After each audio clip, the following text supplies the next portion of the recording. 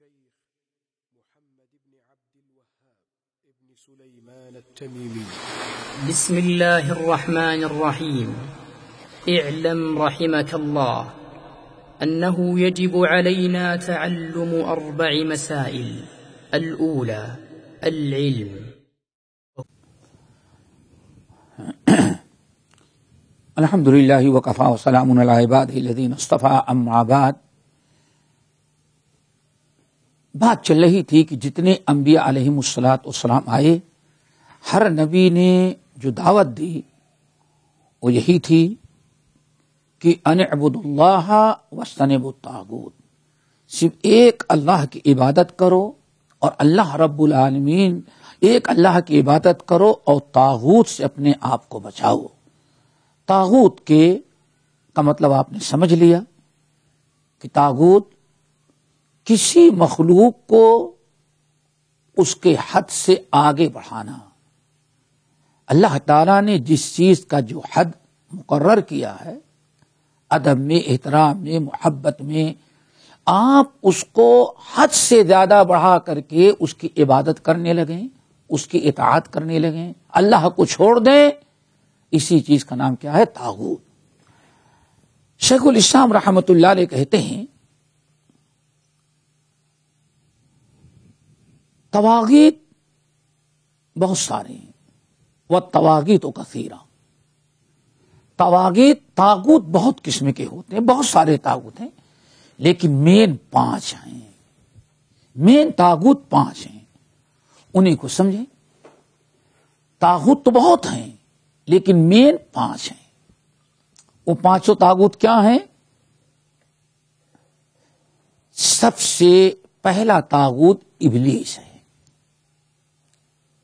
ابلیس لعنت اللہ علیہ سب سے پہلا، سب سے بڑا طاغوت ابلیس ہے. اور قرآن پاک میں صراحتاً اس کو طاغوت کا درجہ دیا گیا ہے. کیوں؟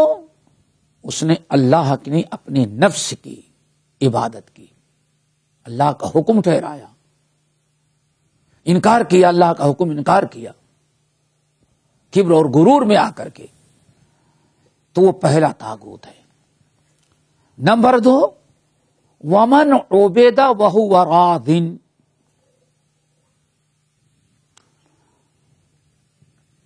دوسرا طاغوت 5 بڑے طاغوت میں سے وہ ہے کہ لوگ جس کی عبادت کریں اور وہ بڑا خوش ہو. دیکھتا ہے کہ لوگ ہمارا سجدہ کر رہے ہیں، لوگ ہماری عبادت کر رہے ہیں، لوگ عزت اور احترام کے نام پر ہم کو ہمارے حد سے بہت آگے بڑھا چکے ہیں، فرشتوں سے بھی آگے بڑھایا جیسا دنیا میں دیکھا جاتا ہے. خدائی کا دعویٰ دے دے الفت و محبت میں. تو جو انسان اس بات پر خوش ہوتا ہے کہ لوگ ہماری عبادت کرتے ہیں، لوگ ہمیں اتنی عزت دیتے ہیں، اور یہ نہیں دیکھتا کہ عزت کے نام پر اسے اللہ تعالیٰ کے ہم پلہ اور اس کے حد سے آگے بڑھا دیا ہے. اب بشر نہیں سمجھتے، اس کو کچھ اور سمجھنے لگتے ہیں. تو جو انسان جس کی لوگ عبادت کریں، پوجا پاٹ کرنے لگیں، ہر ناجائز حرام کام میں اس کی بات سننے لگے اور بڑا خوش ہو اور راضی ہو کہ لوگ ہمیں بڑے ماننے والے ہیں، تو ابلیس کے بعد یہ دوسرا طاغوت ہے.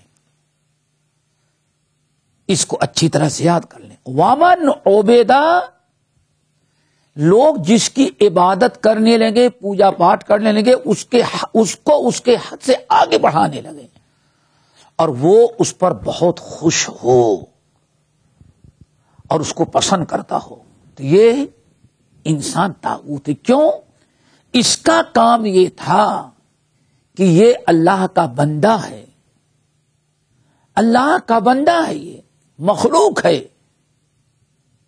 اگر لوگ جہالت کی بنا پر اس کی عبادت، اس کو حد سے بڑھا رہے تھے، جس کا کام تھا لوگوں کو منع کرنا، لوگوں کو روکنا.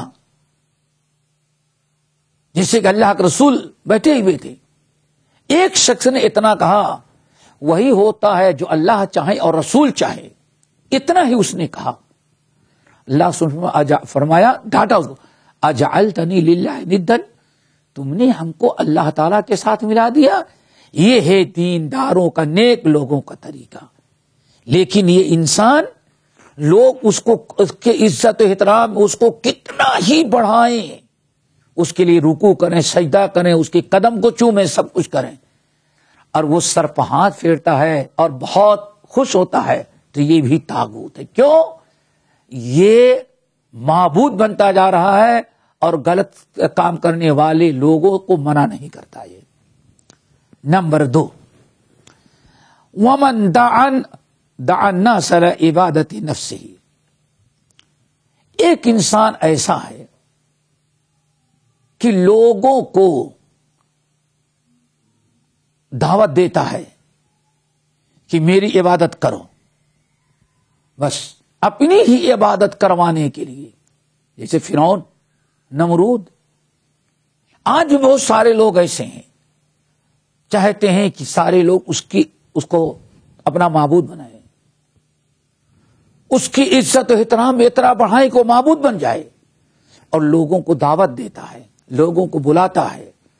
اپنی عبادت کی طرف جو شخص بلاتا ہے یہ بھی طاغوت ہے.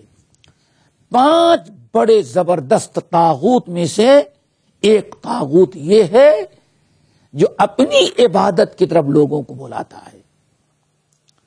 نمبر 3, ومن ادعا شیئا من علم الغیب. یہ بڑی خطرناک چیز ہے. چوتھا,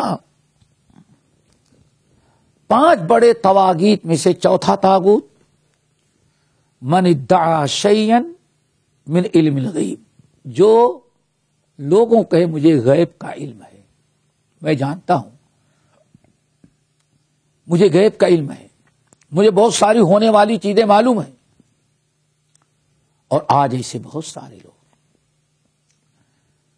آپ کے گھر میں چوری ہوئی, ایسے لوگ وہ جائیں تو کہتا ہے ہاں ہم کو معلوم ہے کس نے چوری, وہ آپ کے کسی رشتے دار کا نام ڈال دیتا ہے, اس کو معلوم نہیں ہے, اور دعویٰ بس کرتا ہے, اور لوگ سمجھتے ہیں بہت بڑا ولی پہنچا ہوا ہے, اس کو بہت سارے غیب کا علم ہے, اس کے پاس چلے جاتے ہیں.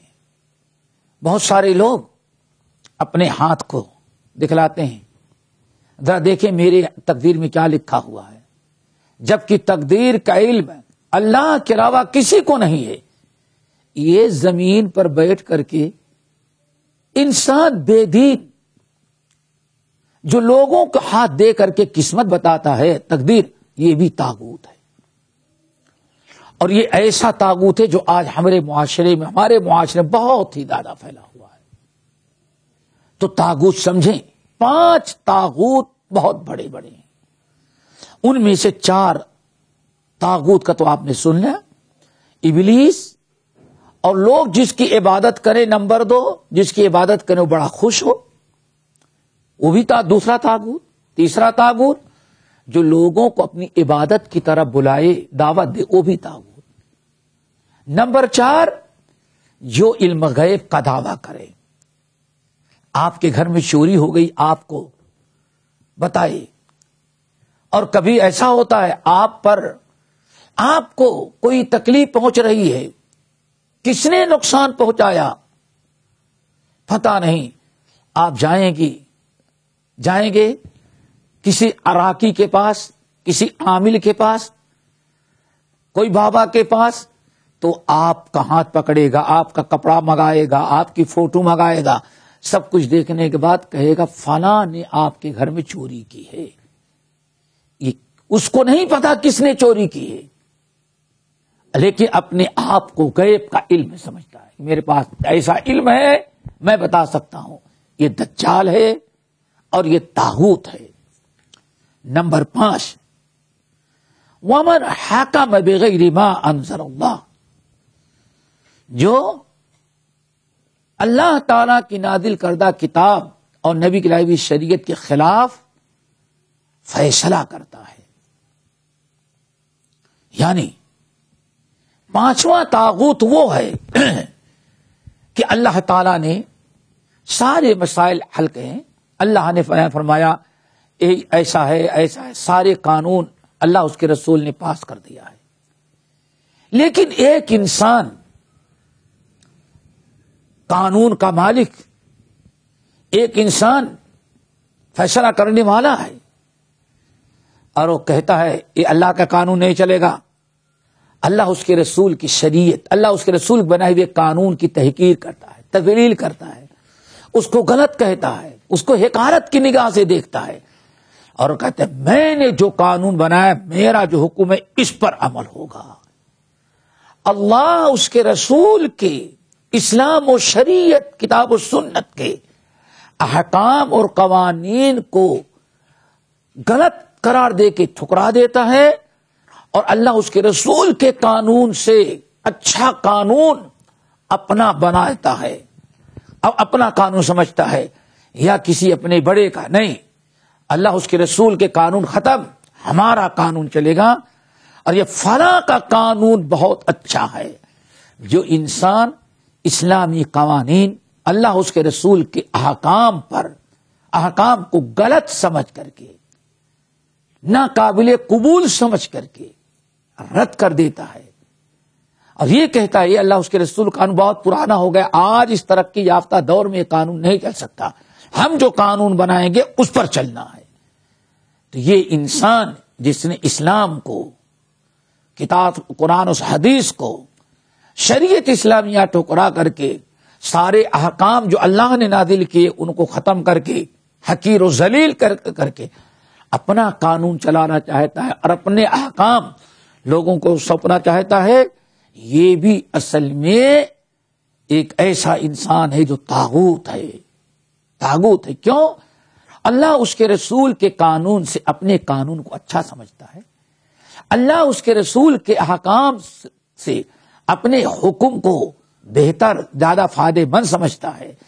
اگر کسی انسان نے اس کے بھٹکاوے میں آ کر کے اللہ اس کے رسول کے قانون کو ٹھکرا دینا اور یہ کہہ دینا اللہ اس کیا کے قانون سے تو اچھا قانون یہ ہے، یہ طاغوت کی عبادت ہے. تو یہ 5 قسم کے طاغوت ہیں. ان 5 قسم کے طاغوت بڑے بڑے طاغوت ہیں، ان سے بچنا ہر انسان کا ضروری ہے.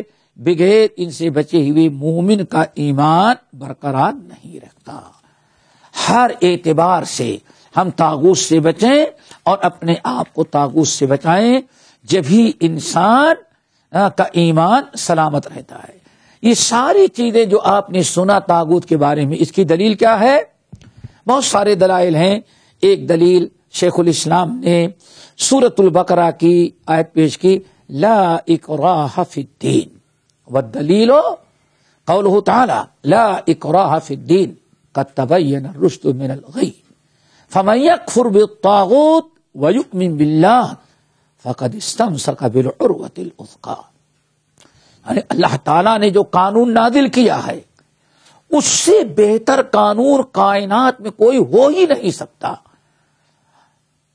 اسی لیے اگر اللہ اس کے رسول کے قانون کو ٹھکرا کر کے اپنا قانون زیادہ بہتر سمجھتا ہے کوئی، اور دعویٰ کرتا ہے میرے قانون اچھے ہیں، اور لوگوں کو دعویٰ دیتا تو یہی طاغوت ہے، اس کا انکار ضروری ہے. اس کی دلیل کیا ہے؟ اللہ نے فرمایا لا اکراہ فی الدین، دین میں کوئی زبردستی نہیں ہے کہ زبردستی تم کو کلمہ پڑھایا جائے. قد تبین الرشد من الغی، حق واضح ہو گیا اور گمراہی واضح ہو گئی. اللہ نے دونوں چیزیں بیان کی، حق کیا ہے، بہتر کیا ہے، باطل کیا ہے، جائز و ناجائز، کون بندوں کے لیے کیا قانون بہتر ہے اور کیا نقصان دہ ہے، اللہ نے سب کچھ بیان کر دیا. فمن یکفر بالطاغوت، اب جس نے طاغوت کا انکار کر دیا، ویؤمن باللہ، اور ایمان اللہ پر ایمان لایا، اللہ تعالی کی کتاب، اللہ کے نبی، اللہ کے احکام، اللہ کی شریعت، محمد صلی اللہ علیہ وسلم کے لایا ہوا قانون جس کو پسند آیا، جو اس نے ایمان رکھا، تصدیق کی اور اس کو قبول کیا، فقد استمسک بالعروۃ الوثقی، وہ پکا سچا مومن ہے اور اس نے ایک مضبوط کڑا پکڑ رکھا ہے، جو کڑا اس سے جنت تک لے جائے گا، اور جب تک وہ کڑا پکڑے رہے گا وہ انسان کبھی بھٹک نہیں سکتا۔ یہی مطلب ہے لا الہ الا اللہ محمد الرسول اللہ، لا الہ الا اللہ محمد الرسول اللہ۔ اللہ تعالی ہم تمام ساتھیوں کو طاغوت کی عبادت سے بچائے اور پکا سچا اللہ ہم سب کو مومن بنائے۔